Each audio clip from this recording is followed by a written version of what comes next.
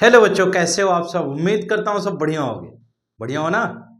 तो बढ़िया हो तो अच्छी बात है। अब हम लोग फिर आ गए हैं अपने YouTube channel the secret of chemistry के माध्यम से एक के बाद एक सीरीज लेकर आपके भविष्य को उज्जवल बनाने के लिए। उम्मीद करता हूँ आपको मेरी बात समझ में आ रही होगी। जैसा कि आप इसके पहले देख पा रहे थे, कुछ दिनों पहले हम आए थे एनसीईआरटी कंठस्थ सीरीज में वन शॉट लेक्चर्स आपको पढ़ाए थे। आज की इस क्लास में एनसीईआरटी की एक्टिविटी सीरीज लेकर आपके सामने आपके अपने Mansa sir YouTube channel the secret of chemistry के माध्यम से आपके बीच पुनः पधार रहे हैं। मैं उम्मीद करता हूं कि आपको ये चैनल, ये सीरीज और आप हम सब एक दूसरे को भली भांति जानते हैं और अच्छा करेंगे आपस में मिलजुल करके। तो एनसीईआरटी एक्टिविटी सीरीज बहुत ही जरूरी है आपको पढ़ना, क्योंकि आपने अभी दिया होगा प्री बोर्ड एग्जाम और प्री बोर्ड एग्जाम देने के बाद समझ में आया होगा हर एक कलर का सॉल्ट का कलर कैसा होता है, ये कैसे पता चलेगा। कौन सी गैस निकल रही है, ये कैसे पता चलेगा। उसका वेपर कैसा होगा, ये कैसे पता चलेगा। रिएक्शन में जो हम पढ़े थे वो तो आया नहीं, जो आया वो कैसे पता चलेगा।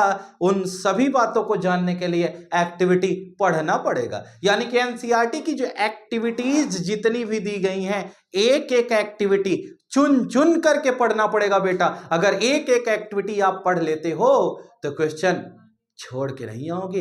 और क्वेश्चन देखते ही, चाहे वो प्री बोर्ड का क्वेश्चन हो या फिर बोर्ड का क्वेश्चन हो, चाहे जहां का क्वेश्चन हो, चाहे जैसा क्वेश्चन हो, हर क्वेश्चन आप अच्छा कर पाएंगे जब आप एनसीईआरटी एक्टिविटी सीरीज पढ़ के एग्जाम देने जाएंगे। बहुत जरूरी है और हम आपको फिर भरोसा दिलाते हैं। एनसीईआरटी कंठस्थ सीरीज कंप्लीट करवा दिया है, एनसीईआरटी एक्टिविटी सीरीज भी कंप्लीट कराएंगे। इसके बाद थोड़े ही दिन बाद हम एनसीईआरटी इंटेक्स सीरीज भी लेकर आपके बीच आएंगे और एनसीईआरटी पीवाईक्यू सीरीज भी हमारी आने ही वाली है। तो देर किस बात की, घबरा क्यों रहे हैं। जो लोग नए हैं वो चैनल को सब्सक्राइब करें, लाइक करें, शेयर करें अपनी सभी फ्रेंड्स को, जिससे कि हर कोई अच्छा पढ़ सके। तो चलिए एनसीईआरटी एक्टिविटी सीरीज पर बात करते हैं ना बिना समय बर्बाद किए हुए। तो एनसीईआरटी एक्टिविटी सीरीज का मेन मोटिव ये है बेटा कि जितनी भी एक्टिविटीज हमारे चैप्टर के अंदर दी गई हैं, जैसे आप देखते होंगे एक्टिविटी 1.1, एक्टिविटी 1.2, 1.3, वो एक्टिविटी क्या कहती हैं और उसका मोटिव क्या है, उससे हमें रिजल्ट क्या मिलने वाला है, क्यों पढ़ें उस एक्टिविटी को, हम एक झटके में वो एक्टिविटी आपको समझा देते हैं। गौर करिएगा, समझने की कोशिश करिएगा। और अभी स्कूल खुला होगा, अपने स्कूल टीचर से भी कहिएगा कि ये एक्टिविटीज आपको एक बार लैब में करा के तो दिखाएं। और आप जब भी लैब जाएं, इन एक्टिविटीज को एक बार करके देख लीजिए, एग्जाम में चाह के भी भूल नहीं पाएंगे, क्योंकि इतनी शानदार एक्टिविटीज हैं आपके सिलेबस की। तो चलिए हम लोग स्टार्ट करते हैं आज की क्लास, जहां पर हम आपसे करेंगे बात, और वो क्या, केमिकल रिएक्शन एंड इक्वेशन, जो चैप्टर 1 है हमारे यहाँ, यानी कि केमिस्ट्री वाले पोर्शन में जो फर्स्ट चैप्टर है केमिकल रिएक्शन एंड इक्वेशन, इस चैप्टर के एनसीईआरटी एक्टिविटी के बारे में। मुझे उम्मीद है कि आपको जो भी लेटर्स यहाँ लिखे हैं वो अच्छे से दिख रहे होंगे। और अगर आप में से किसी को देखने में प्रॉब्लम हो रही है कि आप जो बोर्ड पर लिखा हुआ है या आप ना देख पा रहे हो, तो बेटा आप अपनी एनसीईआरटी बुक ओपन कर लीजिए, ठीक है। वैसे भी बहुत समय से वो रखी होगी, आप उसे खोल लीजिए, सही वक्त उसका आ चुका है। एनसीईआरटी एक्टिविटी में हम एक्टिविटी 1.1 पर बात कर रहे हैं। आप जरूर समझिएगा, अगर बुक में आपको नहीं दिख रहा हो बोर्ड पर या लेटर इसका कुछ आगे पीछे हो, तो आप जरूर अपनी बुक ओपन कर लीजिए, वहां से आपको समझने में मदद मिलेगी। और मुझे उम्मीद है कि हमारा कैमरा आपको बिल्कुल दिखा पा रहा होगा। एक मिनट हम चेक भी कर लेते हैं, नहीं बिल्कुल सही है। और हम लोग एक्टिविटी 1.1 पर बात करेंगे। हमारी जो एक्टिविटी 1.1 है, ये एक्टिविटी 1.1 कह क्या रही है, जरा गौर करिएगा। ये एक्टिविटी 1.1 बड़ी प्यारी बात बताती है। ये कहती है बेटा, हम बहुत शॉर्ट में आपको समझा रहे हैं कि आप अगर किसी मैग्नीशियम रिबन को, एक्टिविटी 1.1 कहती है कि आप किसी मैग्नीशियम रिबन को अगर ऑक्सीजन के कांटेक्ट में जलाते हैं, किसी की बर्निंग के लिए ऑक्सीजन रिक्वायर्ड है, ये बात आपको भी मालूम है। तो जब हम ऑक्सीजन के कांटेक्ट में उसे बर्न करते हैं, तो ऐसी केस में यहां पर क्या होगा, एक पाउडर मिलता है व्हाइट कलर का, ग्रेइश व्हाइट कलर का एक पाउडर मिलता है, और जो पाउडर मिलता है वो किसका है, मैग्नीशियम ऑक्साइड का है।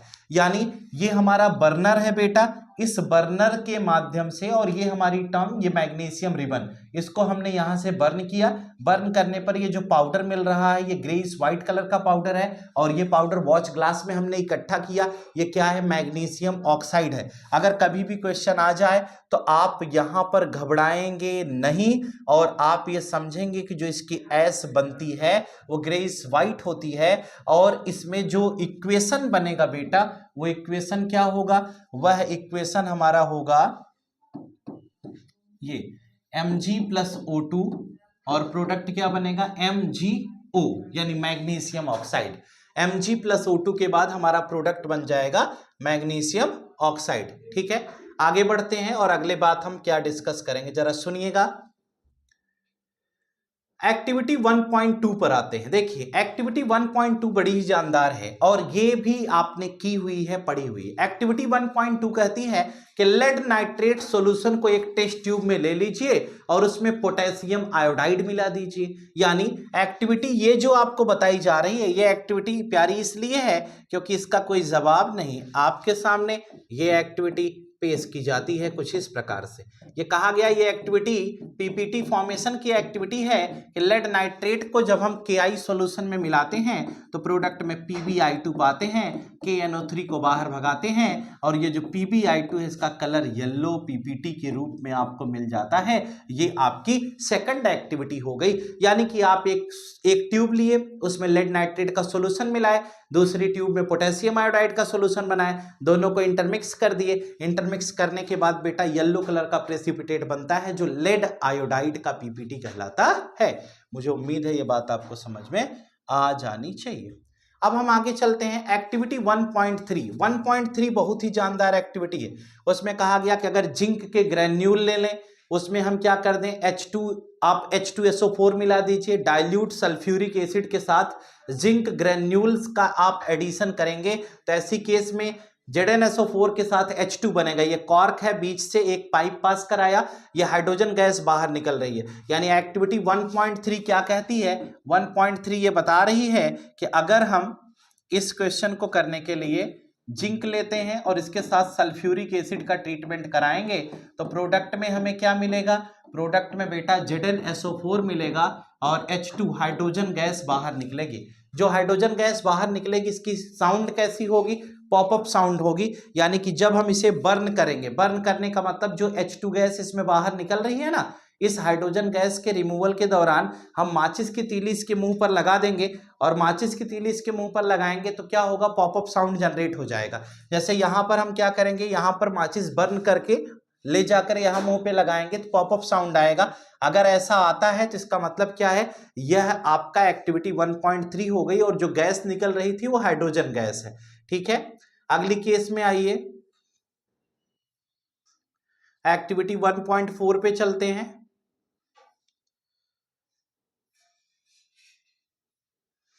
कहाँ चली गई 1.4 यार, एक्टिविटी 1.3 तो यहाँ थी, एक्टिविटी 1.3, एक्टिविटी 1.3,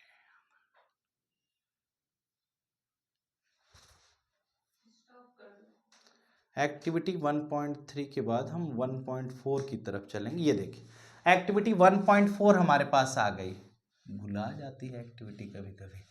देखो बेटा, ये जो एक्टिविटी 1.4 आपके पास आई, इस एक्टिविटी को जरा समझने का प्रयास करिए। अच्छी एक्टिविटी है। कहा क्या गया, take a small amount of calcium oxide, यानी क्विक लाइम के साथ वाटर का एडिशन कराया जा रहा है। फिर से सुने, क्विक लाइम प्लस वाटर, यानी CO के साथ H2O का ट्रीटमेंट करेंगे तो कैल्शियम हाइड्रोक्साइड बनता है, जिसे हम स्लेक्ड लाइम कहते हैं, और बेटा उस केस में हीट एनर्जी बाहर निकल रही है।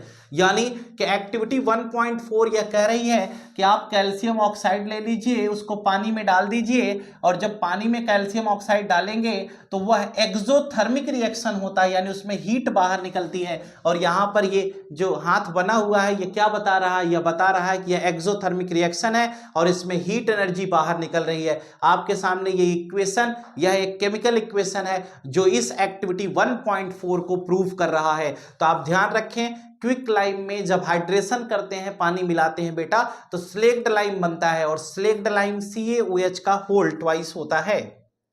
एक्टिविटी 1.4 से आगे बढ़ते हुए इसी के साथ हम लोग एक्टिविटी 1.5 की तरफ मूव कर रहे हैं। तो देखिए एक्टिविटी 1.5 आपके सामने। एक्टिविटी 1.5 बहुत ही इंपॉर्टेंट एक्टिविटी है। क्यों? क्योंकि ये बहुत बार एग्जाम में आई। जो भी बच्चे आप क्लास कर रहे हैं, अगर आप में से कोई भी अभी तक में एक्टिविटी 1.5 यानी कि आप अगर PYQ सॉल्व किए होंगे, यानी प्रीवियस ईयर का क्वेश्चन सॉल्व किए होंगे, तो प्रीवियस ईयर के क्वेश्चन में एक्टिविटी 1.5 बहुत बार पूछी गई है। कहा गया कि अगर फेरस सल्फेट यानी कि आपको FeSO4 दे दिया जाए, बेटा जब लैब में आपको मिलेगा तो FeSO4.7H2O मिलेगा, यानी वह एक हाइड्रेटेड सॉल्ट होता है, यानी फेरस सल्फेट हेप्टाहाइड्रेट मिलेगा। तो हमने कहा है आपको फेरस सल्फेट दे दिया जाए, ये पेल ग्रीन कलर का होता है, और हम कहते हैं इसको जब हम हीट करेंगे स्ट्रांगली तो प्रोडक्ट क्या बनेगा? Fe2O3 जो फेरिक ऑक्साइड है, SO2 बनेगा और SO3, यानी फेरिक ऑक्साइड, सल्फर डाइऑक्साइड और सल्फर ट्राइऑक्साइड, ये तीन चीजें बनेगी। अब सवाल इसका है कि एक हम ट्यूब लेंगे, कैसे करेंगे ये एक्टिविटी?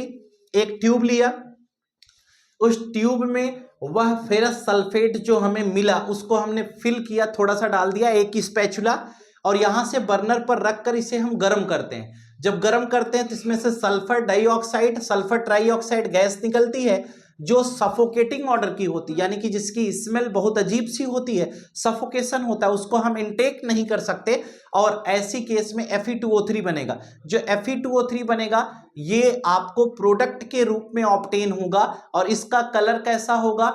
आप कह सकते हो क्रीमिश व्हाइट हो जाएगा, यानी कि व्हाइट कलर जैसा कुछ इसका कलर आपको मिलेगा जब हम इसको हीट करेंगे। और जैसे ही हम इसमें पानी फिर से मिला देंगे, ऐसी केस में फिर से यह अपने ओरिजिनल कलर में वापस लौट आता है। ये पूरी प्रोसेस इस एक्टिविटी के अंतर्गत आपको बताएगी। ठीक है, आपको ये भी जानकारी होगी कि फेरिक ऑक्साइड जो बन रहा है वो सॉलिड है, बाकी दोनों गैसेस फॉर्म में होंगी। एक्टिविटी 1.6 हमारी बहुत अच्छी एक्टिविटी है। एक ये भी आप एक्टिविटी के अंतर्गत कर सकते हैं कि कैल्शियम कार्बोनेट आप ले लीजिए, लाइमस्टोन, मार्बल, चौक, ये जो पढ़ते हो उसको आप स्ट्रांगली हीट कर दो तो CaO बनेगा और CO2 गैस बाहर निकलेगी। और किसी रिएक्शन में अगर CO2 बाहर निकलती है बेटा तो इसका मतलब वो बर्निंग को स्टॉप कर सकती है। माचिस की तीली जलाकर मुंह पर लगाएं, अगर जलती हुई तीली बुझ जाए तो इसका मतलब CO2 बाहर निकल जाए। तो ये आपका एक केस हो गया। एक्टिविटी 1.6 क्या कहती है? बहुत इंपॉर्टेंट है, बार बार पूछी गई और आप इसे लैब में करिएगा भी। एक्टिविटी 1.6 कहती है कि अगर लेड नाइट्रेट पाउडर को हम बॉईल करते हैं, उबालते हैं, किसी ट्यूब में रख करके गर्म करते हैं, स्ट्रांगली हीट करते हैं, तो क्या होगा?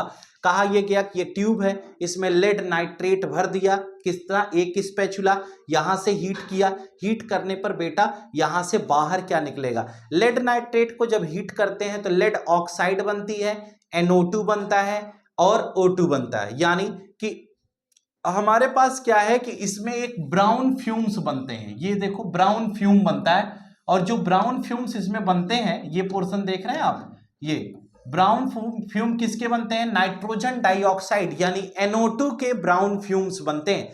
यानी आप कुल मिलाकर ये कह सकते हैं कि इस एक्टिविटी में ये नीचे आपको दिया गया है, तो मुझे लिखने की जरूरत नहीं है। ये देखिए, ये रिएक्शन किसको बताता है? ये कहता है जब लेड नाइट्रेट को हम स्ट्रांगली हीट करेंगे, वैसे लेड नाइट्रेट सॉलिड फॉर्म में होगा, व्हाइट कलर का होगा, हीट करेंगे तो लेड ऑक्साइड बनेगा, नाइट्रोजन डाइऑक्साइड बनेगा और O2 बनेगा। बेटा ये जो नाइट्रोजन डाइऑक्साइड यानी NO2 बनेगा ना, इसकी ब्राउन वेपर्स होती है, जब इससे गैस निकलेगी तो ब्राउन कलर की निकलेगी। अगर ऐसा है तो इसका मतलब आपने रिजल्ट ऑब्टेन कर लिया, और जो ब्राउन वेपर्स जा रही वो नाइट्रोजन डाइऑक्साइड यानी NO2 की है, ये बात आपको पता हो जानी चाहिए। एक्टिविटी 1.7 ये भी बड़ी अच्छी एक्टिविटी है, ये इलेक्ट्रोलिसिस ऑफ वाटर है।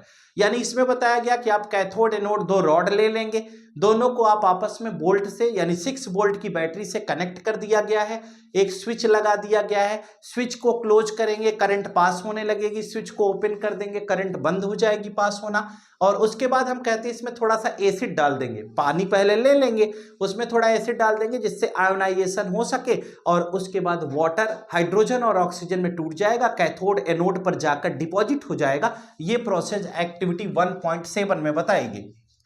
अगला है एक्टिविटी 1.8, बड़ी ही जानदार एक्टिविटी है, ये फोटो डिकम्पोजिशन रिएक्शन की एक्टिविटी बताई गई।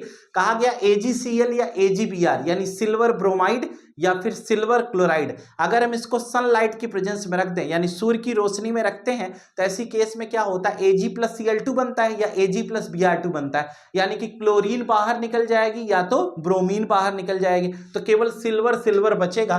तो ये हमारी अगली एक्टिविटी है सनलाइट की प्रेजेंस में कि AgCl को अगर हम सनलाइट की प्रेजेंस में रख दें तो सिल्वर अलग हो जाएगा और क्लोरीन गैस के रूप में बाहर निकल जाएगा। ये हमारा अगली एक्टिविटी थी, वही इसके साथ भी सेम टू सेम कंडीशन लगेगी।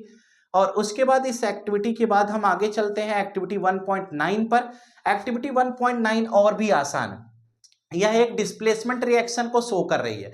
डिस्प्लेसमेंट रिएक्शन को कैसे शो कर रही है, यह कह रही है कि अगर हम कॉपर सल्फेट का सॉल्यूशन बना दे, सिंपल सी बात है, कॉपर सल्फेट मार्केट में जो आपको मिलेगा यानी लैब में जो मिलेगा बेटा वो हाइड्रेटेड सॉल्ट होगा, कॉपर सल्फेट पेंटाहाइड्रेट के रूप में मिलेगा, उसका फॉर्मूला CuSO4.5H2O लिखा होगा, लैब में आप डिब्बा देखोगे तो वहां से आपको पता चल जाएगा। कहते कॉपर सल्फेट एक स्पैचुला लिया, ट्यूब में डाला और ट्यूब में डालने के बाद उसमें थोड़ा पानी डाल दिया तो कॉपर सल्फेट का सॉल्यूशन बन गया। अब जब कॉपर सल्फेट का सॉल्यूशन बन गया, उस सॉल्यूशन में आप क्या करोगे, उस सॉल्यूशन के अंदर जैसे ये ट्यूब है इसमें हमने कॉपर सल्फेट का सॉल्यूशन बनाया, इसे ब्लू वाट्रॉल बोलते हैं, ब्लू कलर का सॉल्यूशन होता है, उसमें आप एक आयरन की नेल डाल दो यानी कि लोहे की छोटी सी कील उसमें डिप कर दो, डिप करके छोड़ दो। जब आप 20 मिनट के लिए उसे छोड़ दोगे उसके बाद क्या होगा, आप देखेंगे कि जो आयरन की नेल हमने यूज किया था उसके कलर में चेंजेस आ जाएंगे, इसका मतलब आयरन कॉपर सल्फेट के साथ रिएक्ट कर जाएगा। और हम जानकारी के लिए आपको बता दें कि आयरन के अंदर यह क्षमता है कि वो कॉपर को डिस्प्लेस कर सकता है, क्योंकि आयरन रिएक्टिविटी सीरीज में ऊपर है और कॉपर नीचे है, और आयरन सल्फेट और कॉपर बनता है बेटा, इसीलिए जो आयरन की नेल है उसका कलर क्या हो जाता है, बदल जाता है। ये देखिए आयरन की नेल पहले ऐसी थी बाद में ऐसी हो गई, और जो सॉल्यूशन था पहले उसका कलर ऐसा था बाद में उसका कलर ऐसा हो गया। क्यों, क्योंकि यहां पर केमिकल रिएक्शन हुआ, और आप जानते हैं केमिकल रिएक्शन की एक कैरेक्टरिस्टिक है, कलर में चेंज आ जाए तो भी केमिकल रिएक्शन कहलाए। ये आप एक केस को समझ सकते हैं, ये आपका उसका इक्वेशन हो गया, केमिकल इक्वेशन कि आयरन को कॉपर सल्फेट से ट्रीट किया तो आयरन सल्फेट प्लस कॉपर बन गया। इस प्रकार से हम इसे समझ पाएंगे। यह एक डिस्प्लेसमेंट रिएक्शन था। दूसरे क्वेश्चन में बड़ा ही जानदार क्वेश्चन बोला गया, जरा देखिएगा, बड़ा प्यारा सवाल है। कहा सोडियम सल्फेट का आप सोल्यूशन ले लो, कहें कैसे ले लें, कहें जाना लैब में एक डिब्बा खोलना सोडियम सल्फेट वाला, वो सॉल्ट के फॉर्म में होगा, उसको निकालना, थोड़ा सा आप ट्यूब में डालना, उसमें पानी मिला लेना, उसका सॉल्यूशन बन जाएगा। बेरियम क्लोराइड लैब में डिब्बे से निकाल लेना, निकालने के बाद उसमें पानी डाल देना, 2 ट्यूब में आपको मिल जाएगा, एक में बेरियम सल्फेट एक में सोडियम सल्फेट, एक में बेरियम क्लोराइड एक में सोडियम सल्फेट, दोनों को एक दूसरे में मिला देना। जैसे ही मिलाओगे व्हाइट पीपीटी पाओगे, बेरियम सल्फेट, उस पीपीटी का नाम बताओगे, यानी कि आपको एक प्रेसिपिटेट मिलेगा जो बेरियम सल्फेट का होगा और सोडियम क्लोराइड बनेगा। तो इस तरह से आप क्या कर सकते हो, ये आप रिएक्शन कर सकते हो। जैसे यहां दिखाया गया test tube containing barium chloride, ये BaCl2 वाली है, और सोडियम सल्फेट मिलाया गया, और ऐसी केस में बेरियम सल्फेट के रूप में हम पा जाते। बेरियम क्लोराइड नीचे था, सोडियम सल्फेट ऊपर से मिलाया गया। देखिए अगले स्टेप में आइए, एक्टिविटी 1.11 बड़ी जानदार, 10वें के बाद 11वें नंबर की एक्टिविटी बहुत ही अच्छी है। क्या बताया जा रहा है, एक चाइना डिश लेनी है, एक आयरन स्टैंड है, वायर गॉज है, नीचे से बर्नर लगा दिया, चाइना डिश के अंदर हमने कॉपर पाउडर रख दिया। क्या रखा बेटा, कॉपर के पाउडर रख दिए। तो कॉपर का जब हम पाउडर रखे तो उसको हम गर्म कर रहे हैं, ऑक्सीजन की प्रेजेंस में उसे हीट कर रहे हैं। जब हम हीट करते हैं तो ये जो कॉपर है ना, ये कॉपर ऑक्साइड में कन्वर्ट हो जाता है, यानी हीटिंग के दौरान कॉपर ऑक्साइड में कन्वर्ट हो जाता है। और जब यह कॉपर ऑक्साइड में कन्वर्ट होता है तो इसका कलर कैसा हो जाता है, ब्लैक।